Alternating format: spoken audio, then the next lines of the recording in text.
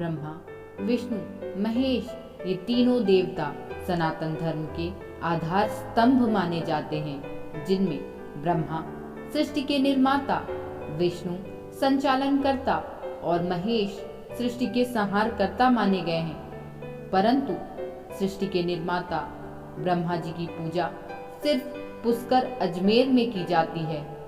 पुष्कर के अलावा कहीं उनका मंदिर नहीं है, ना उनकी पूजा होती है। ब्रह्मा जी की पूजा न होने के संबंध में एक कथा प्रचलित है।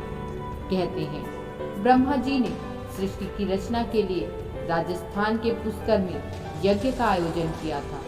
इस यज्ञ में उनकी पत्नी के साथ बैठना जरूरी था, परंतु उनकी पत्नी सावित्री को पहुंचने में देरी हो रही थी। पूजा का शुभ मुहूर्त बीता जा रहा था। सभी देवी देवता यज्ञ स्थल पर पहुंच चुके थे। सावित्री समय पर नहीं आ पाई। जब शुभ मुहूर्त निकलने लगा, तब मजबूरन ब्रह्मा जी ने नंदिनी गाय के मुख से गायत्री को प्रकट किया और उनसे विवाह कर अपना यज्ञ संपन्न कर लिया। जब सावित्री पहुंची तो ब्रह्मा जी के बगल में अपनी जगह किसी अन्य स्त्री को यज्ञ में बैठा देख अत्यंत क्रोधित हो गईं और क्रोध में आकर उन्होंने ब्रह्मा जी को श्राप दिया कि जिस संसार की रचना करने के लिए आप मुझे भुला बैठे, वह संसार आपको पूजेगा भी नहीं। ब्रह्मा जी के साथ ही साथ उन्होंने पास बैठे भगवान विष्णु को भी इस काम में साथ देने के लिए श्राप दिया और इस श्राप के कारण भगवान विष्णु के मानव अवतार श्री राम को 14 वर्ष तक वनवास काल में अपनी पत्नी सीता से अलग रहना पड़ा था। उन्होंने विवाह कराने वाले ब्राह्मण को भी श्राप दिया कि चाहे जितना भी दान मिले, ब्राह्मण कभी संतुष्ट नहीं होंगे। गाय को कलयुग में गंदगी खाने और नारद मुनि को आजीवन कुंवारा रहने का श्राप दिया।